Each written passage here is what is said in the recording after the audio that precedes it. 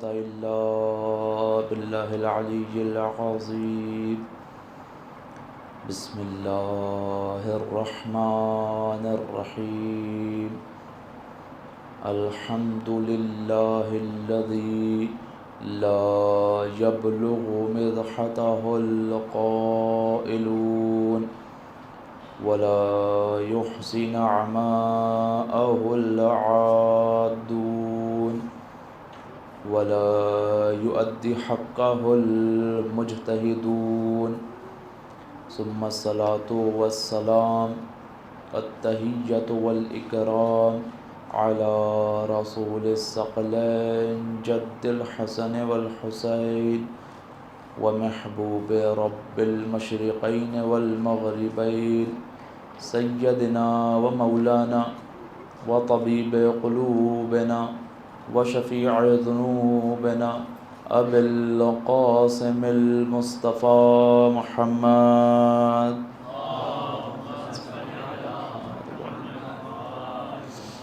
وعلى أهل بيته الطيبين الطاهرين المعصومين المظلومين اللعنة الدائمة على أعدائهم أجمعين من الآن إلى قيام يوم الدين.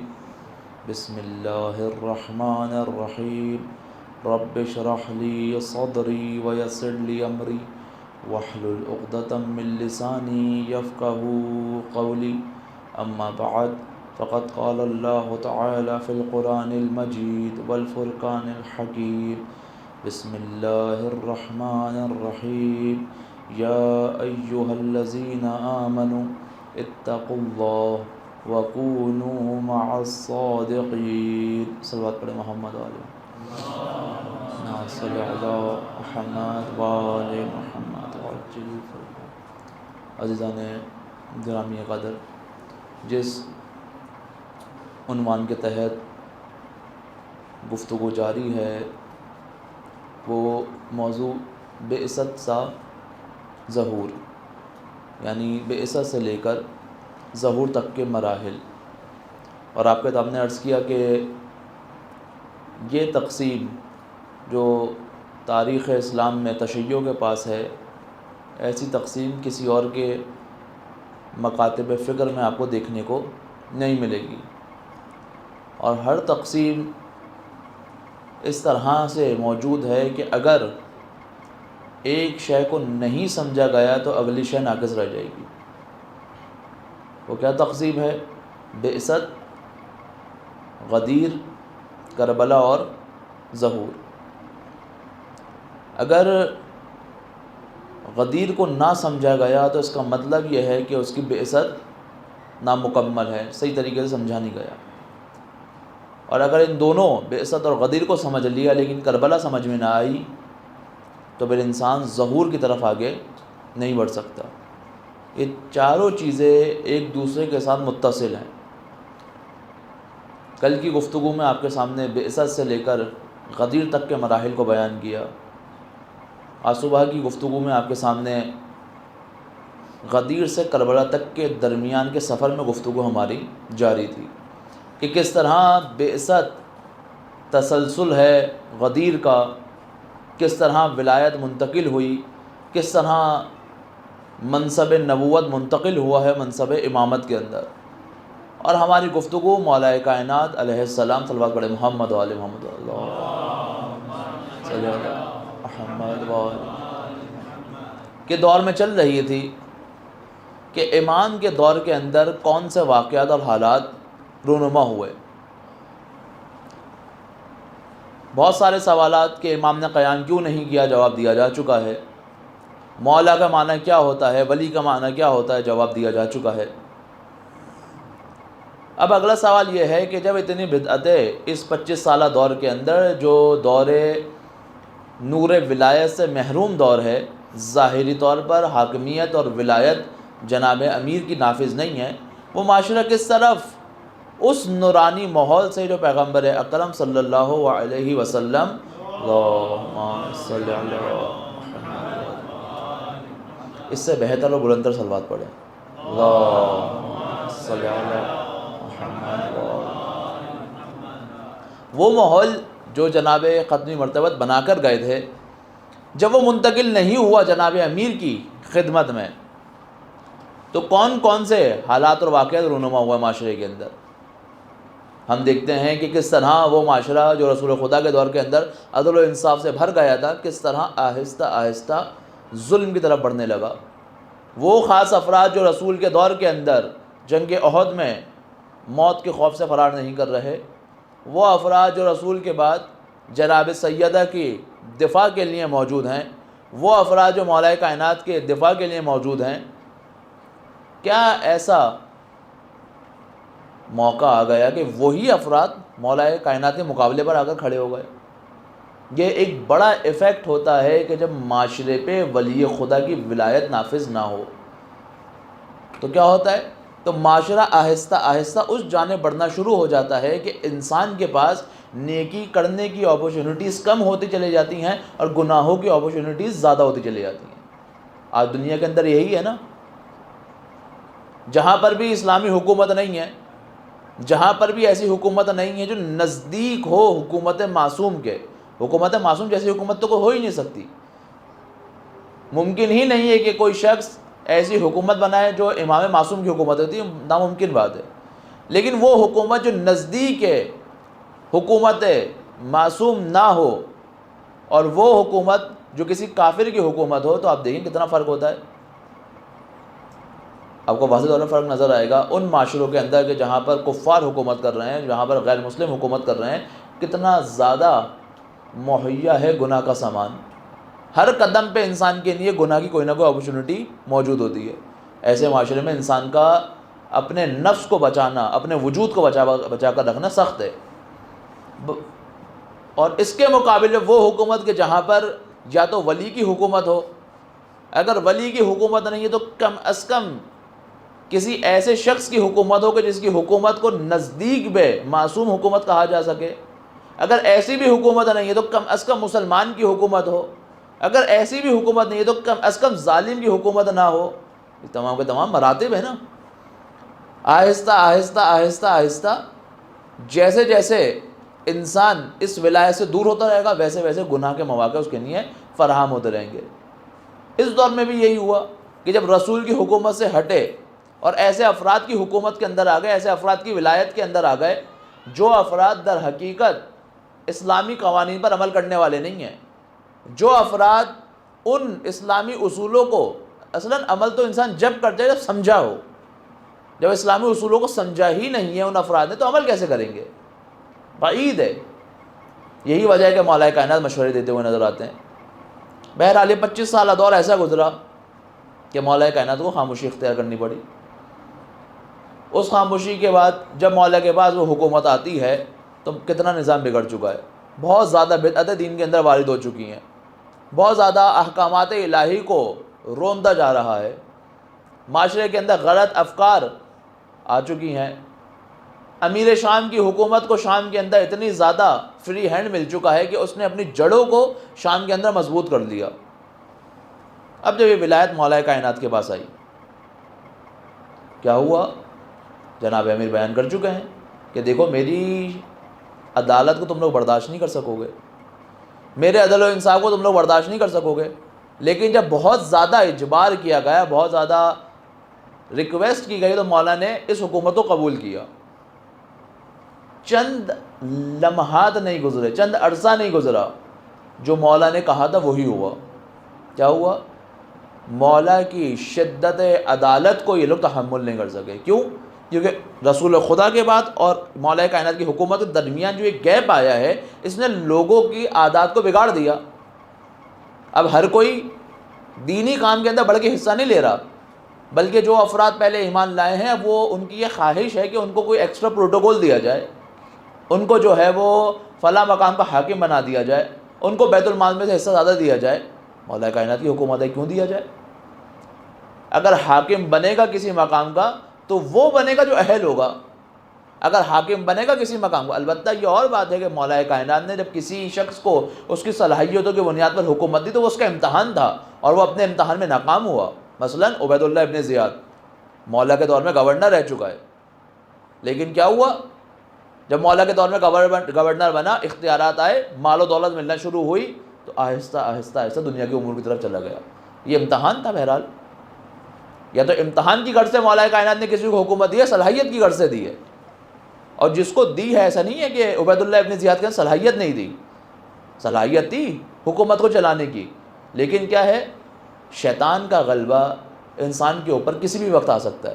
شیطان کا غلبہ آیا اور مادیت کی طرف تیزی سے بڑھنا شروع ہو گیا۔ بہرحال اتنی بدعتیں مولا کائنات کے دور کے اندر، سوال یہ اٹھتا ہے کیوں مولا کائنات نے ان بدعتوں کو تمام نہیں کیا، ختم نہیں کیا؟ ایک بڑا سوال جو اٹھایا جاتا ہے۔ مولا کائنات کی حکومت کتنے سال؟ 4 سال کچھ ماہ۔ اس 4 سالہ دور کے اندر 3 بڑی جنگیں مولا کائنات نے لڑی ہیں۔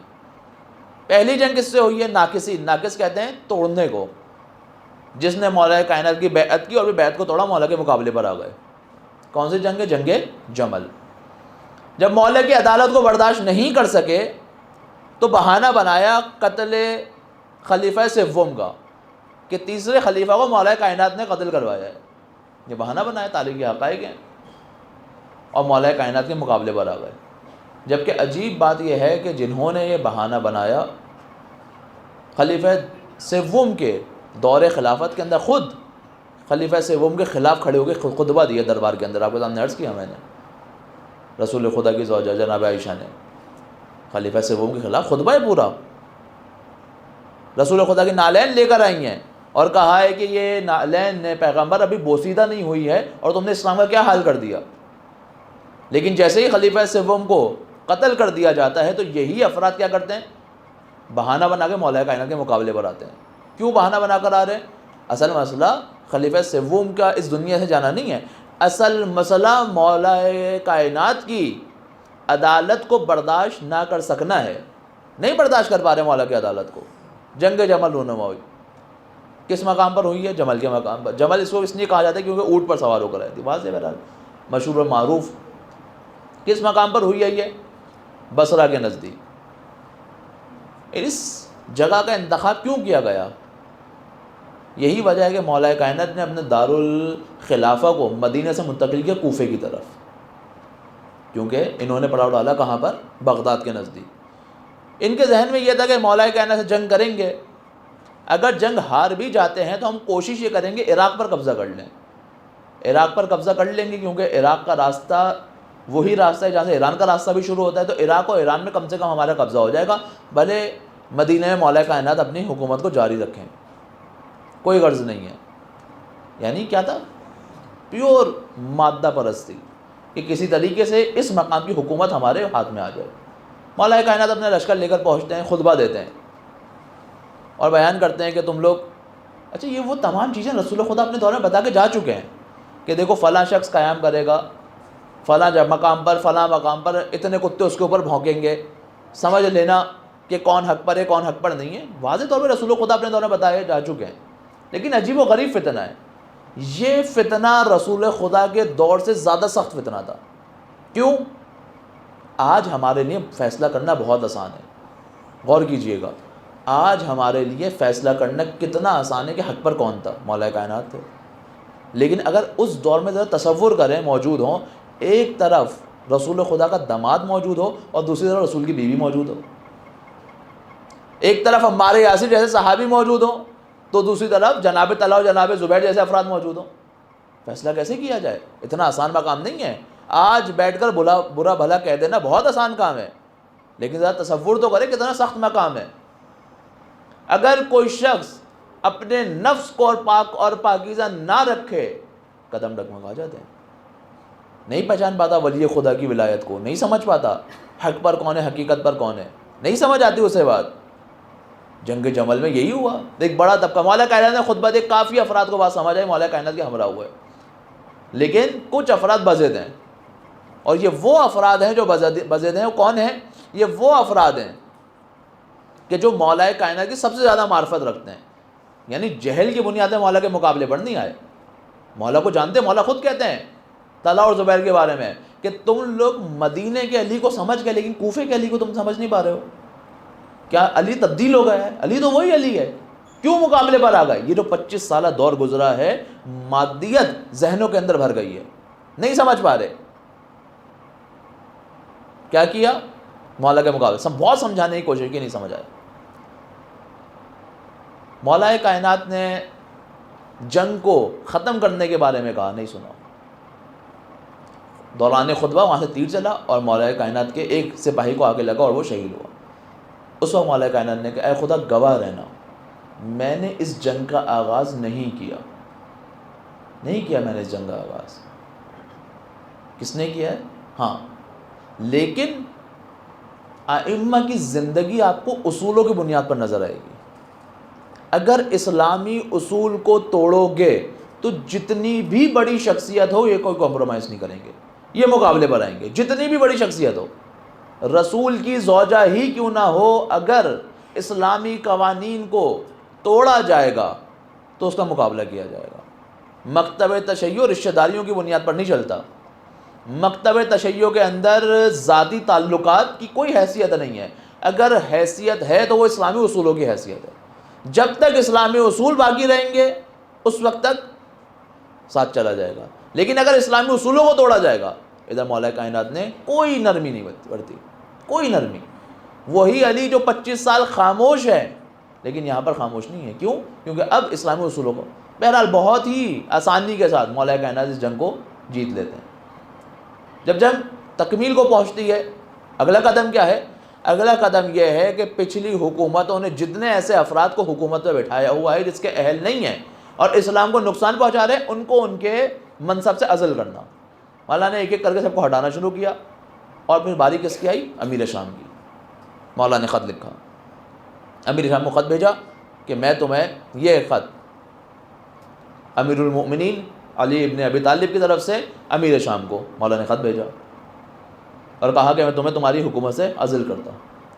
چند افراد مولا کائنات کے پاس آئے اور مولا کو مشورہ دیا کہ ابھی ہم امیر شام سے زور آزمائی نہ کریں, اسلام کو نقصان پہنچے گا. یہی وجہ ہے کہ بہت سارے لوگ یہ سمجھتے ہیں کہ مولا کائنات کو سیاست کرنی نہیں آتی تھی. علی سیاست میں کمزور تھے. علی میدان جنگ میں تو بہت شجاع تھے لیکن سیاست میں کمزور تھے. کیوں؟ کیونکہ اگر کوئی سیاست کرنے والا اچھا سیاسی شخص ہوتا وہ کبھی امیر شام سے بھی زور آزمائی نہ کرتا بلکہ اس کے تعلقات کو اچھا کرتا. یہ وہ افراد ہیں جو دنیاوی سیاست کرنے والے افراد ہیں, اور اہل بیت وہ افراد ہیں جو الہی سیاست کرتے ہیں. اگر ان کی سیاست آپ کو ایسی نظر آئے گی کہ اگر معاشرہ خدا کی طرف بڑھ رہا ہے تو یہ عین دین ہے, لیکن اگر جہاں بھی ایک لہجے کے لیے بھی معاشرہ راہ خدا سے ہٹے گا تو یہ اس کے خلاف آ جائیں گے. یہ جانتے ہیں اس کو ہٹانا بہت ضروری ہے. کیوں؟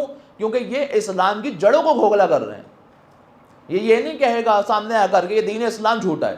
کبھی آپ کو کہیں نہیں ملے گا امیر شام کی طرف سے یہ کہے کہ دین اسلام صحیح نہیں ہے.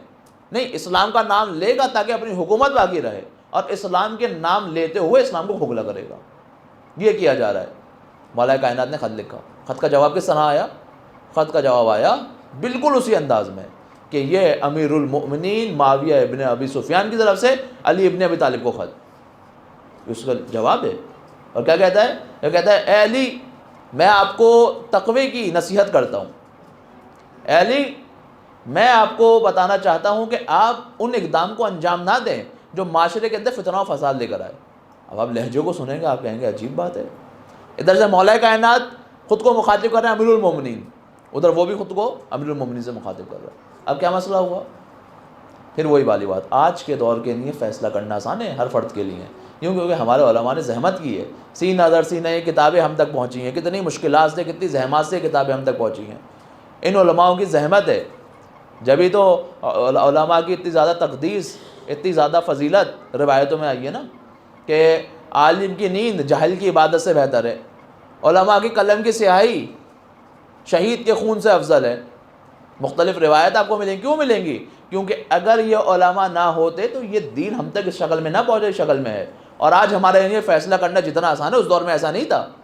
اس دور میں سب پریشان ہو گئے, کیا کریں, کس کی طرف جائیں, کس کو حق مانیں. عجیب بات ہے. یہ جو امت کی بھولنے کی بیماری ہے نا, اس نے بڑا نقصان پہنچایا ہے. یہ ان روایتوں کو بھول گئے جو رسول خدا مولا کائنات کے نے بیان کرتے ہوئے جا رہے ہیں. کیا کہا تھا رسول خدا نے؟ علی مع الحق و الحق مع علی, کہ حق علی کے ساتھ ہے اور علی حق کے ساتھ ہے. اور یہاں پر آیت اللہ وحید خراسانی بڑا خوبصورت جملہ کہتے ہیں رسول خدا نے فرمایا علی و مع الحق، علی حق کے ساتھ ہیں، و الحق مع علی، حق علی کے ساتھ ہے۔ جب خداوند متعال نے رسول خدا نے حق کو بھی بچانا چاہا تو دونوں طرف علی کا نام لا کے رکھ دیا، کیونکہ حق بھی علی کی وجہ سے حق رہ سکتا ہے۔ اور پھر رسول خدا یہاں خاموش نہیں ہوئے، آگے بڑھ کر فرمایا اے خدا تو حق کو وہاں موڑ دے جہاں علی مڑ جائے۔ یعنی یہ نہیں کہہ رہے کہ مولا کائنات حق پر چلتے ہیں، بتانا یہ چاہ رہے ہیں کہ جہاں علی چلتے ہیں وہی حق بن جاتا ہے۔ فرق ہے دونوں مقام کے اندر۔ اب لوگوں کے لیے واضح تھا کہ حق کیا ہے، لیکن وہی مسئلہ 25 سال جو ولایت کے بغیر زندگی گزاری ہے، 25 سال جو ظلمت کے اندر زندگی گزاری ہے، قبول کرنے میں تیار نہیں ہے۔ کیا رسول خدا نے صرف یہ فرمایا؟ نہیں، ایک اور مقام پہ فرمایا، مسجد نبوی کی تعمیر ہو رہی ہے مدینہ کے اندر، تازہ اسلام آیا ہے، ہر صحابی کام کے اندر مصروف ہے۔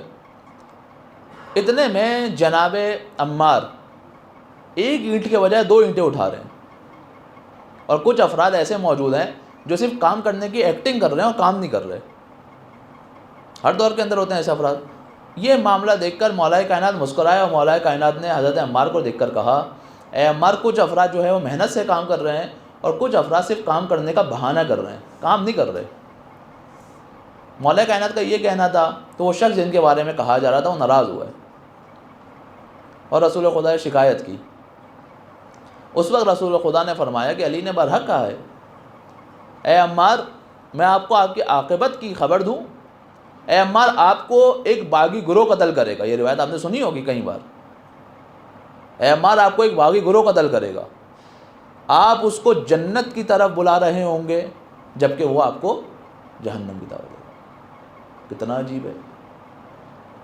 یہی وجہ ہے کہ جب جناب عمار کو شہید کیا گیا ہے، مولا نے اپنی مظلومیت میں کہا ہے اینا عمار، میرا عمار کہاں ہے؟ کیوں؟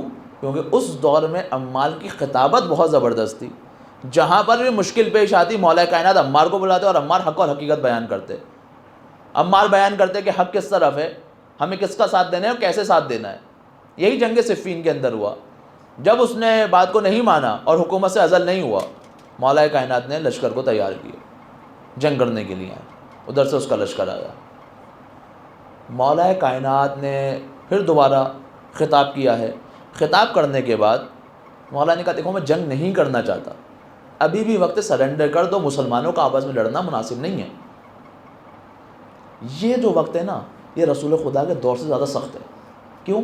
رسول خدا کے دور کے اندر ایک طرف لشکر میں اللہ اکبر کے نعرے ہوتے تھے اور دوسری طرف آپ کو بت پرستی نظر آتی تھی، لیکن یہ جو لشکر ہے نا، اس کا مسئلہ یہ ہے کہ دونوں طرف اللہ اکبر کے نعرے ہیں۔ فیصلہ کیسا کرے سادہ لو شخص؟ مولا کائنات نے کہا دیکھو حق اور حق کی طرف پلٹ جاؤ، نہیں مانے۔ پھر وہی ہوا، وہاں سے پہلا تیر چلا، پھر مولا نے خدا کو گواہ بنایا، پروردگار گواہ رہنا میں نے پہلا تیر نہیں چلایا، میں نے جنگ کی شروعات نہیں کی۔ جنگ شروع ہوتی ہے، تفصیل نہیں ہے جنگ کے بارے میں بیان کرنے کی، یہاں تک کہ مولا کا لشکر حاوی ہو جاتا ہے۔ مولا کا لشکر حاوی ہو رہا ہے، یہ اتنے غلیظ اور پست لوگ ہیں، اتنے گرے ہوئے لوگ ہیں کہ اپنے مقاصد کے لیے قرآن کو استعمال کرتے ہیں، جن کے بارے میں قرآن کہتا ہے کہ جب اپنا مفاد ہوتا ہے تو قرآن کی آیتوں کو بیان کرتے ہیں اور باقی قرآن کو چھوڑ دیتے ہیں۔ کیا کیا؟ قرآن کو نیزے بلند کیا۔ چند خشک مقدس لوگ، وہ افراد کہ جو قرآن صامت کو تو سمجھتے تھے لیکن قرآن ناطق کو نہیں سمجھتے تھے، مولا کائنات کے پاس آ گئے، کہا ہم اسے جنگی کیوں کر رہے ہیں؟ یہ بھی مسلمان، ہم بھی مسلمان، ہم بھی نماز پڑھتے ہیں، یہ بھی نماز پڑھتے ہیں، ہم بھی روزہ رکھتے ہیں، یہ بھی روزہ رکھتے ہیں، ہم بھی قرآن پڑھتے ہیں، یہ بھی قرآن پڑھتے ہیں، اب تو جنگ کی کوئی بات ہی نہیں ہے۔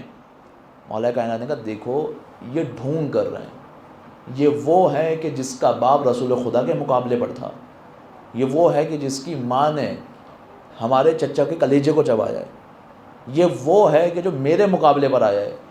یہ بہانہ کرتے ہیں، یہ وہ افراد جو فتح مکہ کے بعد مجبور ہوئے تھے اسلام لانے پر، یہ حقیقی مسلمان نہیں ہیں، یہ تمہیں دھوکہ دینا چاہتے ہیں۔ کہا نہیں، مولا کائنات خود فرماتے ہیں کہ یہ ان قریب تھا کہ یہ لوگ مجھے قتل کر دیں، یعنی اس قدر مجھ سے بدظن ہو گئے۔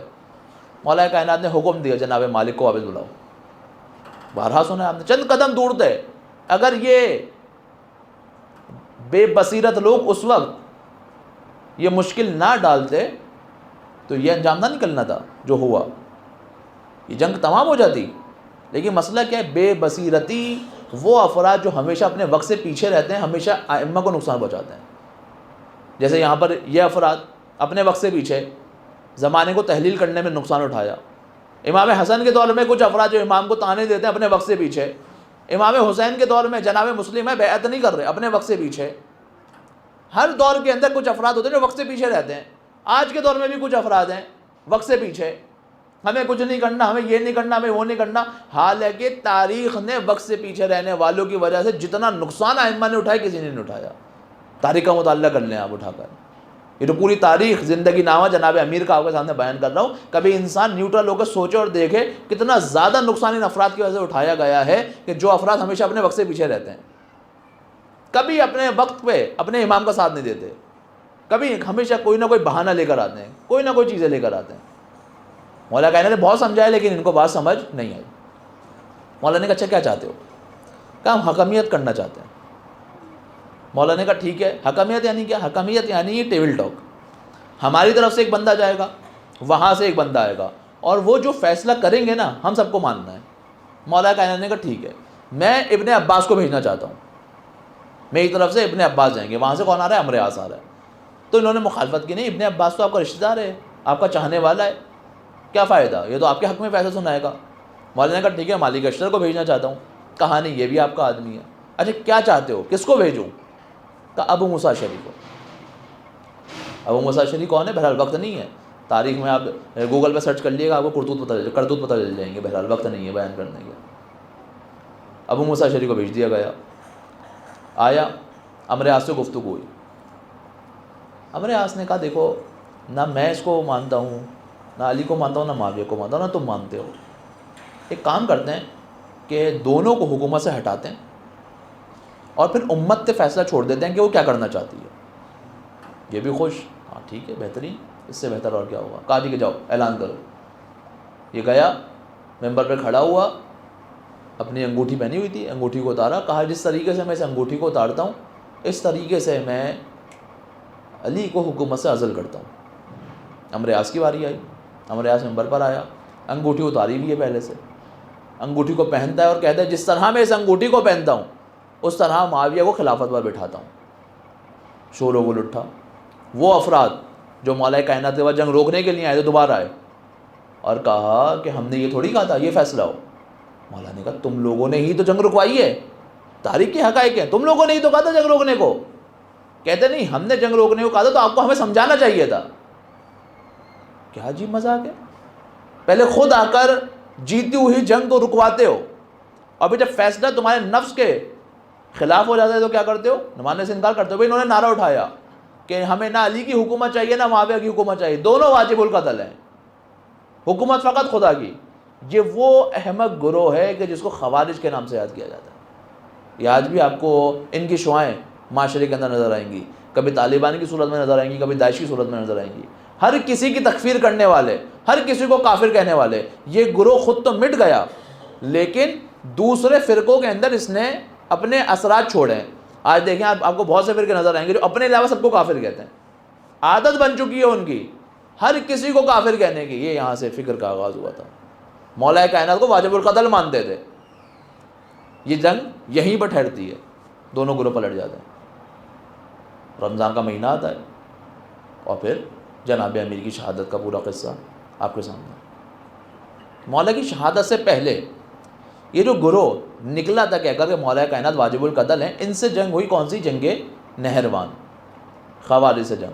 8,000 کا لشکر لے کر 12,000 کا لشکر لے کر مولا کائنات کے مقابلے پر آئے تھے. مولا کائنات نے وہاں پر بھی خطاب کیا. 8,000 افراد مولا کائنات سے آ کر ملحق ہوئے. 4,000 افراد سے مولا کی جنگ ہوئی اور تمام افراد کو مولا نے واصل جہنم کیا. 6 یا 7 افراد بچے جو فرار کرنے میں کامیاب ہوئے. ان میں سے ایک کون تھا؟ ابن ملجم ملعون، جس نے جناب امیر کو شہید کیا.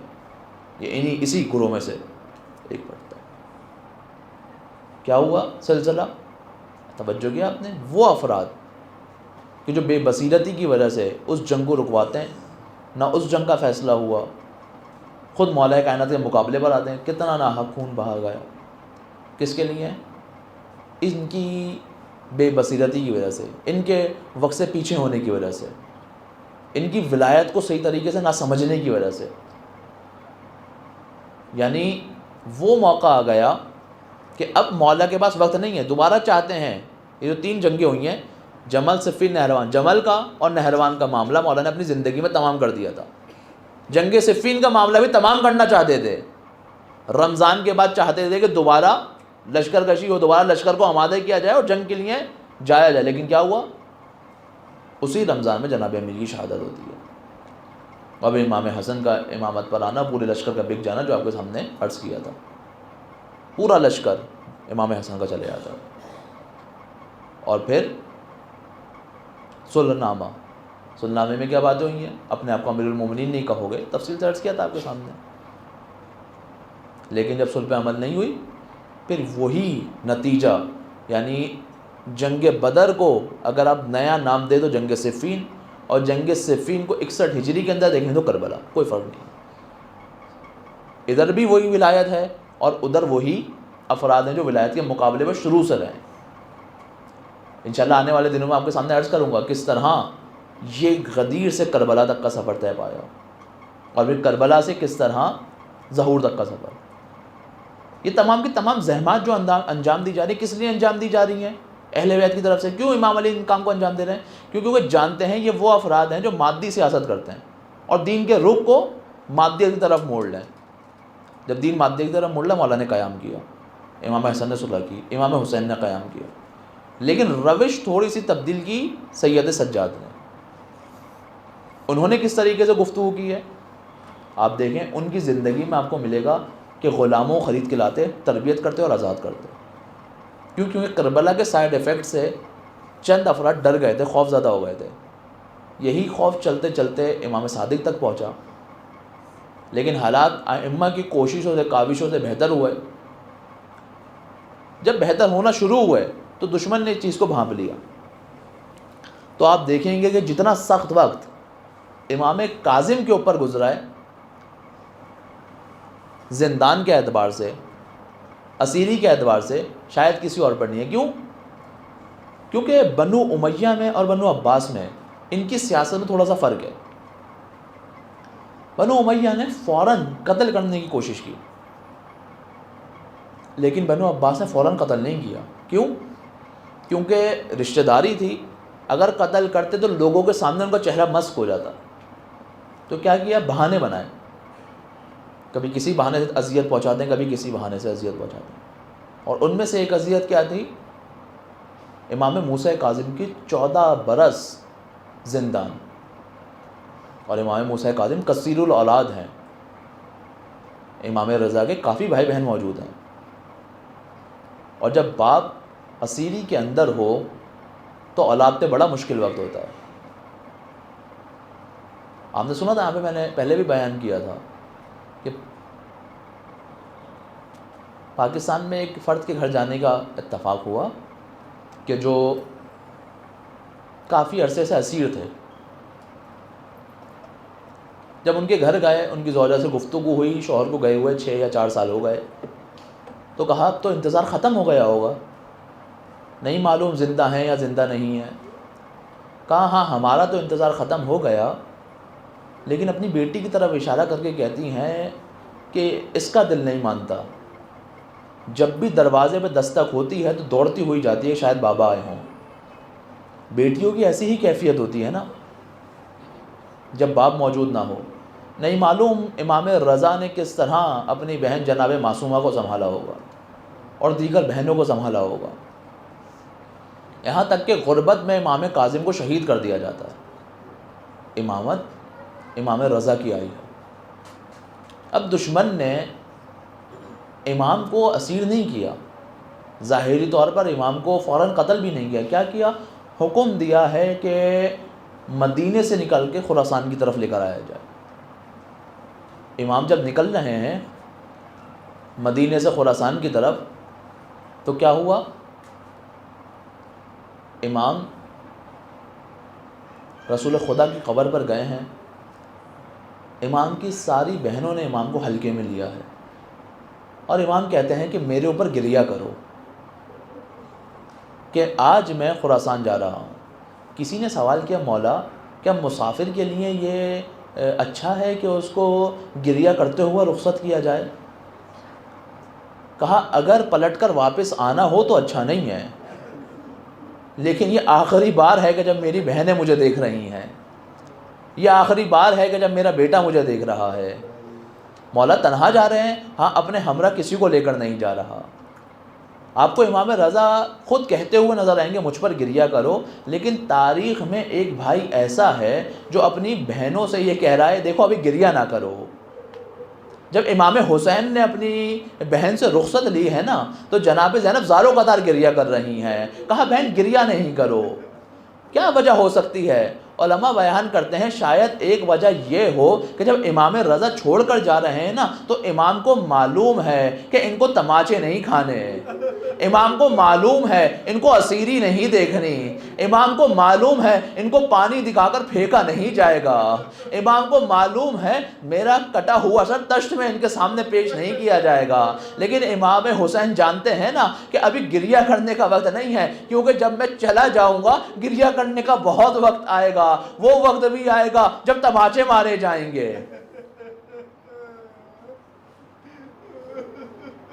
امام رضا کو لے کر جایا گیا، امام کو خراسان لے گئے.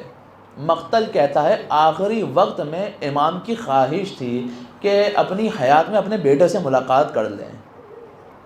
یاد کرتے رہے اے کاش میرا بیٹا جواد میرے ساتھ ہوتا. میں کہوں گا مولا بڑی غربت کا وقت ہے، آپ کو غریب الغربا کہا جاتا ہے، آپ سب سے دور ہیں، اپنے بیٹے کی آپ نے زیارت نہ کی آخری موقع پر، لیکن اے مولا کم سے کم آپ کو یہ اطمینان ہوتا نا کہ آپ کا بیٹا صحیح و سلامت موجود ہے. میں ایک باپ کو جانتا ہوں 61 ہجری میں آئیے، ایک باپ سرزمین کربلا پر موجود ہے، اپنے بیٹے کے سرہانے موجود ہے اور ہاتھ میں برچی ہے اور بیٹا کربلا کی تپتی ریت پہ ایڑیاں رگڑ رہا ہے. مولا کا صحابی مولا کے ساتھ ہے، بلاوا آیا ہے. جب مأمون کے پاس جا رہے ہیں تو اس سے کہہ رہے ہیں دیکھو اگر میرے چہرے پر رومال ہو نا تو مجھ سے سوال نہ کرنا. مولا کیوں سوال نہ کروں؟ دیکھو اس لیے سوال نہ کرنا کہ اگر میرے چہرے پر رومال ہو سمجھ لینا کہ مجھے زہر دے دیا گیا.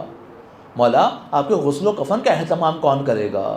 خبردار تمہیں زحمت کرنے کی ضرورت نہیں ہے، میرا بیٹا خود آئے گا مجھے غسل و کفن دینے.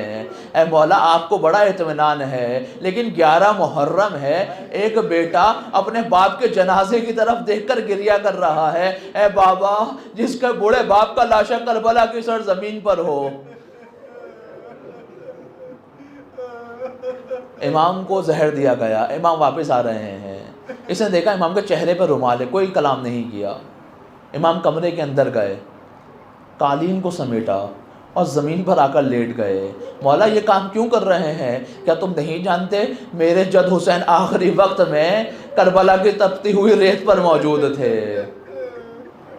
اتنے میں دیکھا کہ ایک نوجوان شخص اندر داخل ہوا ہے. کون ہو؟ کہا میرے بابا نے نہیں بتایا تھا کہ غسل و کفن دینے آؤں گا. مولا نے غسل و کفن دیا. بڑی شان سے مولا کا جنازہ اٹھایا گیا ہے. قاتلوں نے اٹھایا ہے، بہانے سے اٹھایا ہے، لیکن بڑی شان و شوقت سے امام رضا کا جنازہ اٹھا ہے. میں کہوں گا مولا آپ غریب الغربا ہیں، مولا آپ کے پاس کوئی موجود نہیں ہے، مولا آپ نے بہت سخت وقت دیکھا، مولا آپ کی بہن سے ملاقات نہیں ہو سکی، لیکن مولا آپ کا جنازہ آپ کے بیٹے کے سامنے شان و شوقت سے اٹھ تو گیا ہے نا. لیکن مولا آپ کربلا میں نہیں تھے، وہاں پر ایک بیٹا موجود تھا، اس کی نظروں کے سامنے ارے گھوڑوں کی ٹانپوں کو تبدیل کیا گیا اور بوڑھے باپ کے جنازے کے اوپر ارے گھوڑوں کو دوڑایا گیا. لعنت اللہ علی القوم الظالمین.